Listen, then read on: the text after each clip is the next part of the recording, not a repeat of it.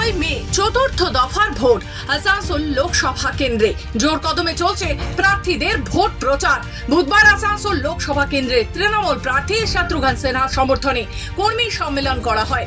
এদিন রানীগঞ্জের 89 নম্বর ওয়ার্ডের অধীনে রাজাবাদ এলাকার মির্জা গালিব কমিউনিটি হলে এই সম্মেলনের আয়োজন করা হয়। 89 নম্বর ওয়ার্ডের কাউন্সিলর ও রানীগঞ্জ বড় চেয়ারম্যান মুজামিল শাহজাদার নেতৃত্বে এই কর্মী সম্মেলনের আয়োজন হয়। এই কর্মী সম্মেলনে তৃণমূল প্রার্থী শত্রুঘ্ন সিনহার স্ত্রী পুনম সিনহা উপস্থিত ছিলেন।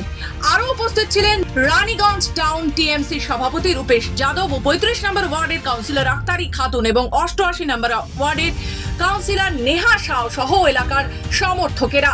এই অনুষ্ঠানে সকল নেতা কর্মীদের উদ্দেশ্যে বক্তব্য রাখেন রানীগঞ্জ বড় চেয়ারম্যান মুজামিল শাহজাদা ও শত্রুঘ্ন সিনহার স্ত্রী পুনম সিনহা।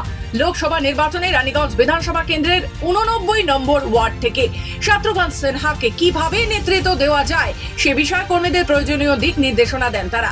পাশাপাশি 3রা মে রানীগঞ্জে জনসভা রয়েছে তৃণমূলের সর্বভারতীয় সাধারণ সম্পাদক অভিষেক বন্দ্যোপাধ্যায়ের। সেই জনসভার পরিকল্পনা নিয়েও রানীগঞ্জের বড় চেয়ারম্যান মুজামিল শাহজাদা জানান, আমরা আজকে শপথ নিলাম যত পাবলিক এসেছিল মহিলারা জেন্টসরা কি আমরা 13 তারিখ সকাল সকাল যে জোড়া ফুলে ভোট দেবো, সব শত্রুঘ্ন সিনহাকে दोबारा সংসদে পাঠাবো, দিল্লি পাঠাবো, মমতাজির হাতকে মজবুত করব।